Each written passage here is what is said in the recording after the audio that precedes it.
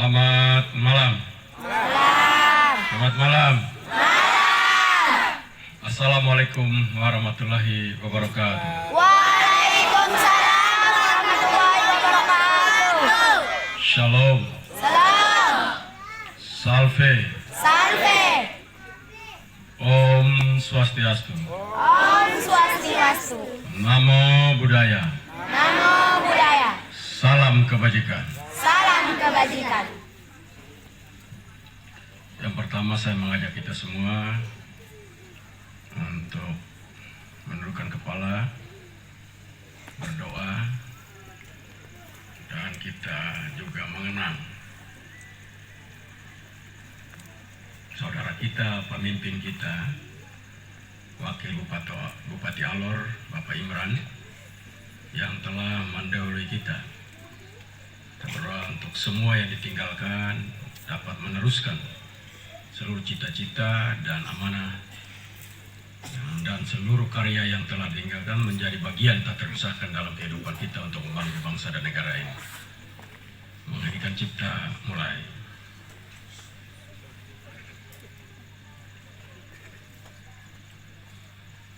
Selesai.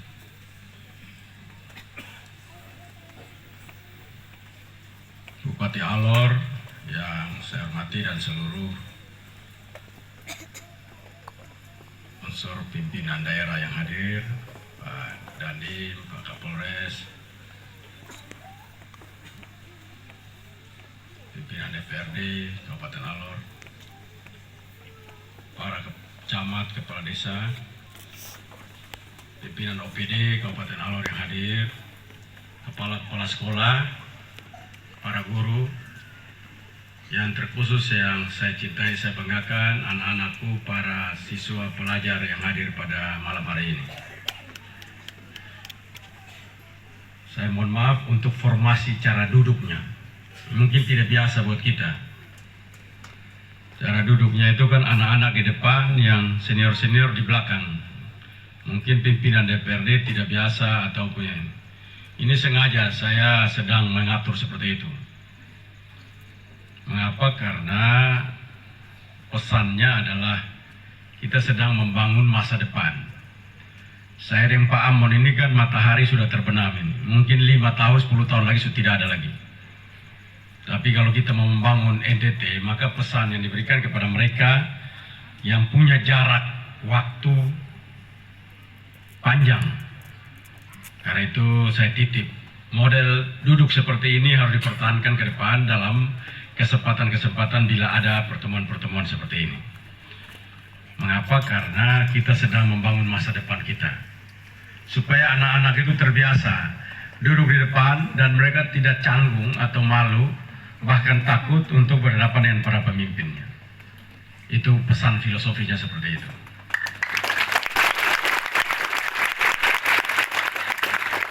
Karena itu saya mohon maaf kalau mungkin ada yang tidak nyaman dibawa ke belakang sana. Saya sebenarnya kalau juga mau duduk di belakang, ya saya mau juga. Enak, paling enak duduk di belakang, memantau daripada dipantau. Ya. Saya minta maaf karena kita terlambat di sini karena kami harus menunggu pesawat dari Kupang. Ya, nama juga provinsi kepulauan, Archipelago Province. Karena itu kita menunggu untuk terbang. Tidak mungkin jalan darat soalnya, harus terbang atau pakai kapal laut. Kalau terbang seorang Alor ini mungkin terbang, mungkin saya sudah terbang dari tadi, tapi karena tidak bisa soalnya. Terima kasih buat semua yang tetap setia hadir pada malam hari ini. Saya gembira untuk berada di Kabupaten Alor. Kita bersyukur bahwa Nusa Tenggara Timur baru saja menjadi tuan rumah KTT ASEAN Summit yang ke-42. Biasanya kalau di negara ini, kalau KTT, hanya ada 2 provinsi yang menjadi referensi untuk dilakukan. Yang pertama Jakarta, yang kedua itu Bali. Biasanya. Maka nanti KTT ASEAN Plus bulan September nanti akan ada di Jakarta. Tapi nanti ke depan pasti NTT khususnya Labuan Bajo akan mendapat perhatian nomor 1. Karena tidak ada yang lebih indah dari Nusa Tenggara Timur lagi. Kemarin semua yang hadir di sana, semua kagum luar biasa terhadap eksotiknya Nusa Tenggara Timur. Cuman kita kan belum punya hotel yang banyak. Kemarin kita masih kurang 1.200 kamar. Tapi bisa terselesaikan dan itu dapat dilakukan oleh Bapak Presiden Joko Widodo. Kita tepuk tangan buat Bapak Presiden Joko Widodo.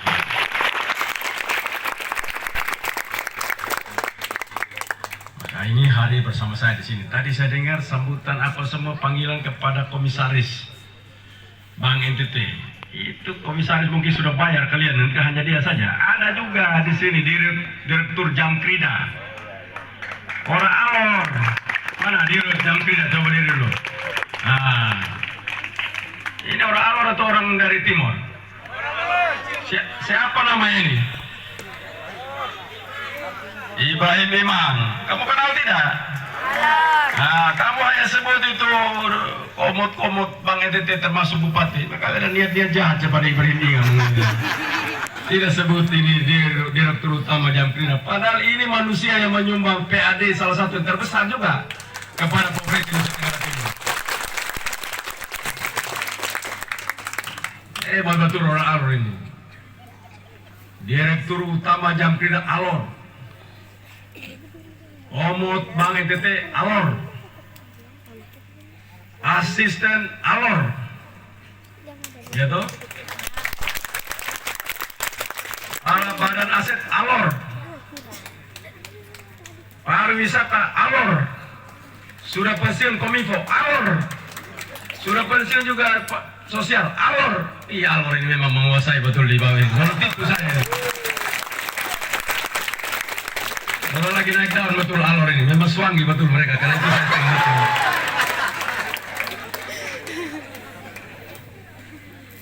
Nah, kita berbangga lah. Alor memiliki sumber daya yang luar biasa, tapi tidak boleh berhenti. Karena itu pendidikan kita dorong terus. Mengapa hari ini saya serius terhadap pendidikan? Karena di pendidikan, Dinas Pendidikan Provinsi itu uang terbanyak ada di situ. Dari APBD 4 triliun lebih, itu 2 triliun lebihnya ada di Dinas Pendidikan. 2 triliun lebih. Dalam sejarah ini baru pernah ada sebuah dinas 2 triliun keluar 2 triliun. Ada uang itu bagus, tapi salah kelola kita masuk bui percuma. Jadi karena itu saya dengar tadi ada yang kasih 2 miliar semua tepuk tangan, yang 100 diam-diam saja. Merasa susah kalau yang 100. Sebenarnya kita mulai dari 25 juta supaya ke 100 juta itu mereka senang. Ini karena dengar 1 miliar tepuk tangan, dengar 2 miliar, aduh 2 miliar.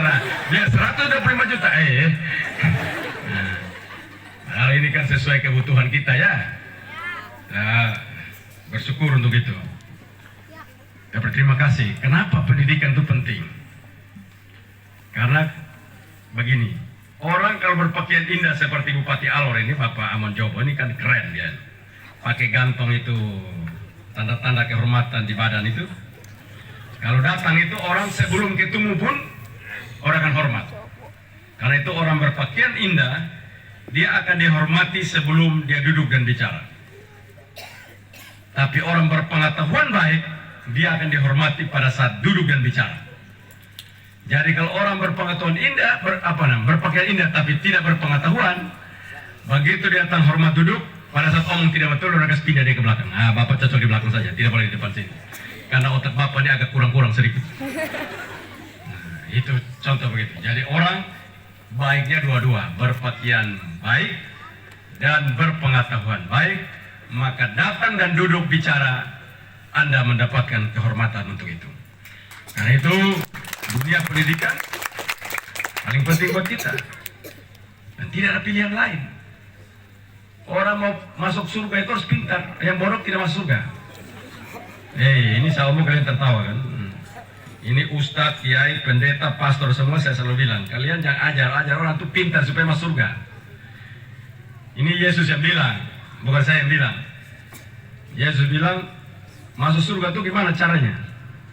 Yesus bilang begini, hal kerajaan surga itu seperti seseorang yang pergi ke ladang dan menemukan harta karun di ladang, dan dia pulang menjual seluruh hartanya dan membeli ladang itu. Nah, siapa orang bodoh lihat harta?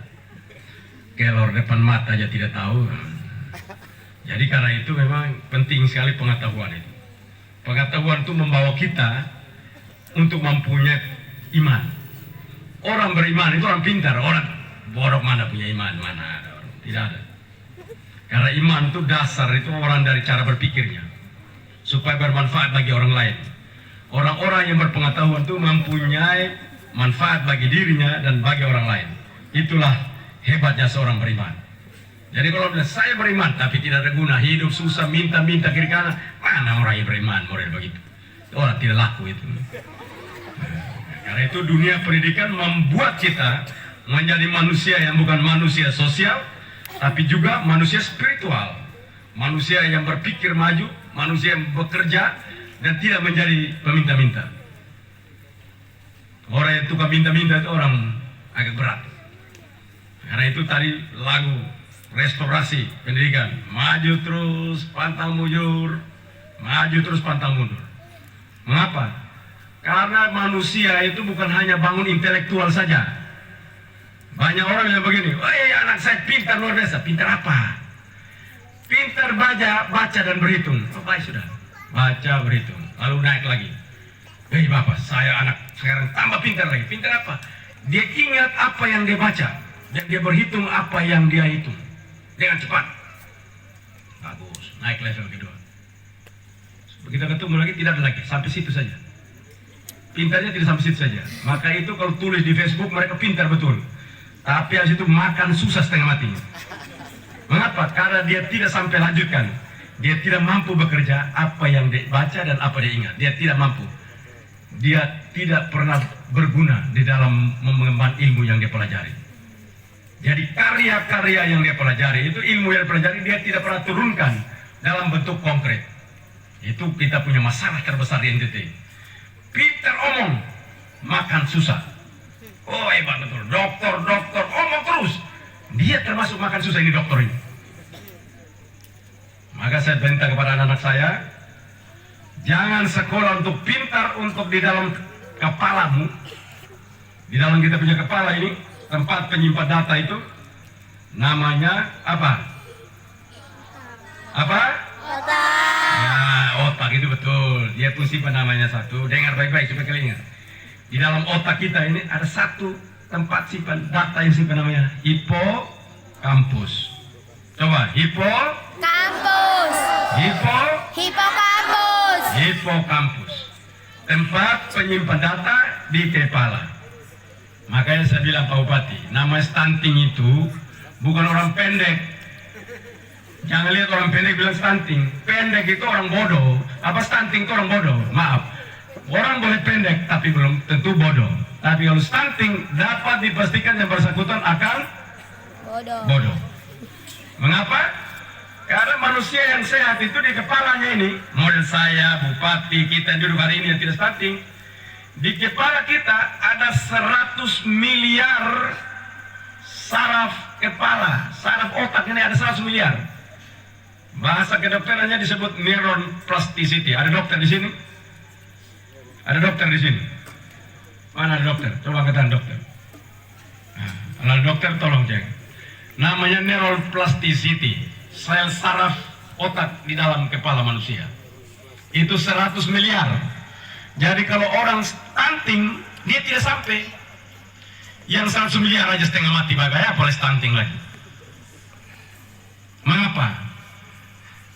Karena kalau kita punya 100 miliar, kita belajar berbagai disiplin ilmu, maka orang itu pintarnya luar biasa. Kalau hanya belajar satu saja tidak pintar. Harus berbagai disiplin pengetahuan. Maka kenapa kalau belajar banyak itu belajar psikologi, belajar kedokteran, belajar biologi, antropologi, pertanian, peternakan, perikanan, industri. Kalau belajar semua di ipung kepala itu sambungannya panjang. Makanya ada orang yang 100 miliar, tapi kalau orang omong dia mata gini. Kenapa? Sambungan tidak ada. Sinapsnya tidak ada, sambungan tidak ada. Dia tanganga terus. Potensi banyak, tapi tidak pernah disambung potensi itu. Sama kayak NTT itu, banyak kekayaan tidak pernah sambung antara manusia dan potensinya. Itu sama dengan kepala. Jadi teori kolaborasi itu datang dari kerja otak. Sambung kiri kanan, sambungan makin panjang, makin pintar. Sambungan pendek, makin bodoh. Nah, jadi kalau sambungan yang sudah 100 miliar sambungan pendek kepada anak-anakku yang SMA SMK hari ini, mau jadi pintar, baca banyak. Tidak cukup satu. Kamu bermimpi menjadi orang hebat, baca buku yang banyak. Maka kamu akan belajar apapun dan kamu menjadi orang-orang yang hebat. Belajar perbankan. Tadi saya duduk di sebelah, anak saya tanya, mau jadi apa? Mau jadi orang bank, bagus. Belajar betul-betul akuntansi. Supaya kamu belajar sama Pak Jufi itu. Nanti habis diri, nah kamu cari Pak Jufi. Itu belajar perbankan di Amerika itu. Dia hebat untuk mengajar itu, orang alor itu. Nah, jangan dia hanya belajar diri sendiri, tapi dia harus juga belajar orang alor juga. Kasih ajar orang alor. Kalau kamu belajar orang perbankan di sana. Nah, itu satu tanya, mau jadi apa? Dokter. Nah, bagus. Belajar dokter, perbankan juga, jadi juru masak, chef. Jangan belajar semua. Tukang masak ini mahal, lebih mahal dari dokter lagi. Orang kalau jadi chef yang hebat di bintang 5, gajinya itu bisa 50 juta.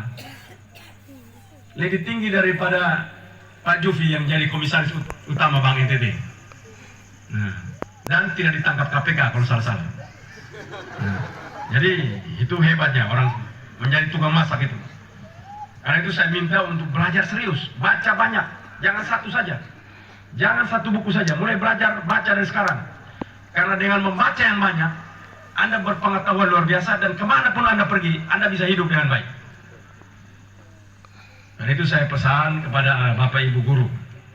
Seorang profesor pendidikan, dia bilang begini, dalam buku Limitless Mind, Profesor Joe Boller.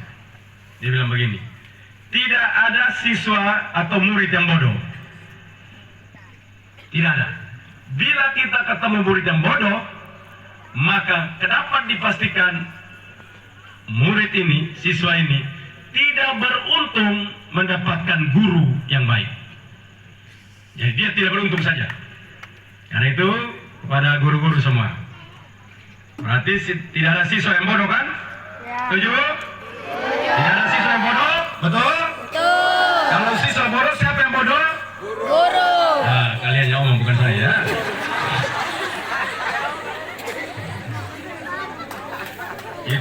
Karena itu saya bilang, memang benar seperti itu. Mengapa? Karena murid adalah citra gurunya. Murid adalah gambaran dari gurunya. Setiap murid merupakan gambaran karakter gurunya. Setiap murid adalah gambaran intelektual gurunya. Karena itu saya bilang, intelektual di dalam kehidupan kita bukan semata-mata kita kejar. Ada dua kecerdasan yang kita mau. Satu, intelektual yang tadi saya sampaikan. Kedua, adversity quiescence. Intellectual quiescence dan adversity quiescence. Apa itu adversity quiescence? Daya tahan akan tekanan. Orang yang tidak menyerah, kayak lagu, maju terus, pantang mundur. Nah, orang yang pantang mundur itu kalau orang di kepala saja dia bisa, tapi daya tahannya luar biasa. Orang yang tidak menyerah. Nah, kita ini bangun jam 5 saja sudah masalah. Begitu bikin jam 5, komentar banyak sekali, buta huruf. Pintar separuh-separuh, omongnya lebih banyak, dia pikir dia sudah betul itu. Manusia itu dibangun bukan cuma intelektualnya saja, tapi adversity quiescence perlu dibangun. Daya tahan akan tekanan, panas, hujan, badai, dia tetap jalan. Itu manusia-manusia hebat itu. Manusia yang tidak cengeng, itu manusia-manusia seperti itu. Nah, kita membangun manusia NTT ke depan begitu. Bukan manusia yang kena panas pakai payung. Nah, Pak Bupati Alor kalau panas pakai payung tidak? Kalau hujan pakai payung tidak? Tidak. Pakai payung ya Bupati kampung tidak laku ya. Panas tidak pakai payung, hujan tidak pakai payung. Kenapa? Makhluk yang kalau hujan lari itu apa? Makhluk yang kalau hujan lari nomor satu apa itu? Kambing. Betul toh? Kalau hujan itu nomor satu, karena kambing itu kalau makan musim hujan mencret dia. Coba lihat, kambing tidak nyaman kalau basah. Jadi kalau orang kalau hujan lari mati bom. Nah, kita lihat sudah itu. Kambing kaki 4, kaki 2 banyak. Supaya kalau hujan jangan suka orang lihat kita kambing jalan pelan-pelan, santai, enjoy. Terima kasih Tuhan. Hujan buat masyarakat. Jangan banyak-banyak nanti banjir. Sambil berdoa. Terima kasih buat jagung dorang 2 jam stop biar supaya jagung tumbuh baik.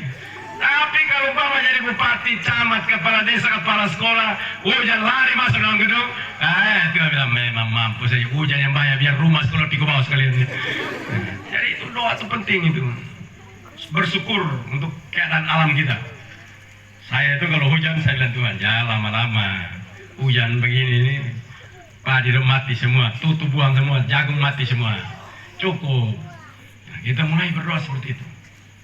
Karena itu saya harapkan pertemuan kita malam hari ini, biarpun semua capek. Saya capek, Pak Bupati capek, kita semua capek, anak-anak ini capek, kasihan tunggu dari siang tadi, bahkan dari kemarin katanya Pak Bupati, tahu betul atau tidak, hiperbola kadang-kadang ini. Tunggu 1 jam, tunggu dari kemarin nih, kita ada hiperbola Mbak Bung. Tapi tidak apa-apa, kita tetap bersemangat. Tadi bantuan yang ada diberikan, ini alor ini lebih hebat. Ya. Bantuan air tadi itu, pipa dan segala macam 5 miliar lebih. Luar biasa ini. Demo-demo jalan semua, jalan dipantar di semua jadi semua. Tapi sia-sia kita membangun begini kalau manusianya tidak hebat.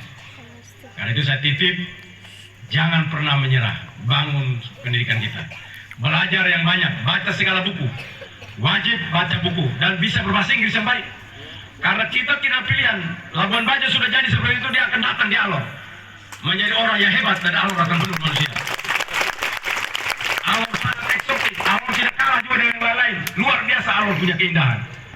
Tapi kalau mama kita bahasa Alor terus saya tidak. Alor ini kan salah satu pulau yang bahasanya paling banyak. Betul atau tidak? Betul. Karena itu bahasa Indonesia, bahasa daerah, bahasa Inggris juga. Alor sudah, salah benar lipat. Nanti lama-lama dia jadi juga. Karena bahasa itu skill. Makin tiap hari dipakai, makin berguna. Tidak dipakai biar omong hebat, tidak berguna. Boleh Juvi itu sekolah di Amerika. Kalau tinggal di Alor sini tidak omong bahasa Inggris, 10 tahun saja. Begitu paling di Amerika, omong bahasa Inggris tagai-tagai. Betul? Karena itu skill. Karena itu jangan malu. Orang bilang malu, hei, sampai omong ini malu. Jangan. Orang malu itu tidak pernah bisa berhasil. Jadi karena itu saya minta kepada anak semua, mulai berbahasa Inggris. Karena kita akan menatap masa depan Nusa Tenggara Timur. Hari ini luar biasa, NTT bangun luar biasa, Flores luar biasa, Alor luar biasa, Sumba hebat, Timor apalagi bangun luar biasa. Akan kekayaan yang dibangun nanti luar biasa. Timor itu akan ada perdagangan hebat antara Timor dan Timor Leste. Termasuk nanti Alor juga akan kebagian dari Maritime menuju ke Dili. Nah ini sebuah pembangunan yang disain oleh gubernur dan seluruh ini untuk nanti ke depan begitu maju. Tapi siapa yang melanjutkan? Nah yang duduk depan-depan ini. Kalian semua yang menyanyi restorasi pendidikan hari ini, jangan menyanyi saja bagus, pemalas belajar ya. Nah, suara indah SMA Kristen ya. Indah suaranya.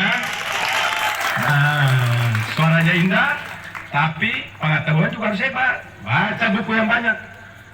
Jangan baca gosip. Nah, jangan nonton film Korea. Drama Korea, drakor.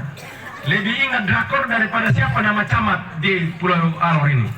Nah, coba kalau kita tanya, siapa nama camat? Apa namanya? Maritime. Nah, tidak tahu kalau drakor mana lebih hebat. Nah, itu hafal betul drakor itu, betul dong? Hobi drakor ya? Tidak. Oh, itu berarti orang Kupang saja hobi drakor. Kalian tidak. Bagus sudah itu.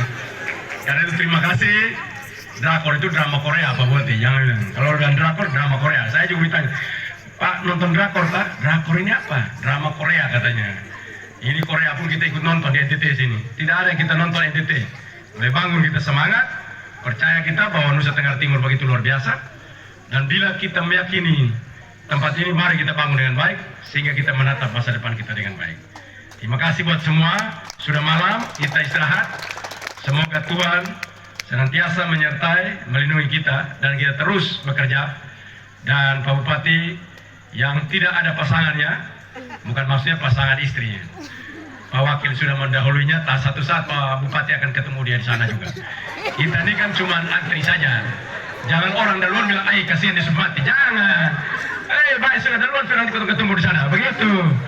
Jangan bilang orang mati bilang kasihan. Kasihan apa? Orang mati itu bentuk saja berubah. Jadi kalau orang mati yang kita menangis. Kalau Muslim itu bilang innalillahi wa inna ilaihi rajiun, ya toh? Ya. Nah, kalau Kristen telah kembali ke rumah Bapa di surga, tapi dia menangis. Menangis, orang suka kembali ke rumah Bapa dia menangis. Rest in peace. Nah, dia istirahat dalam kedamaian. Tapi menangis. Ini aneh ini orang-orang ini.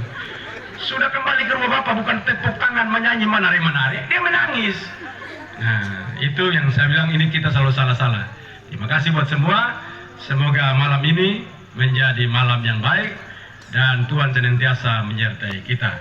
Wabillahi taufiq wal hidayah. Wassalamualaikum warahmatullahi wabarakatuh. Waalaikumsalam warahmatullahi wabarakatuh. Salam. Salam. Salve. Salve. Om Santi Santi Santi Om. Om Santi Santi Santi Om. Namo Buddhaya. Nama buaya. Salam kebajikan. Salam kebajikan. I love you. I love you.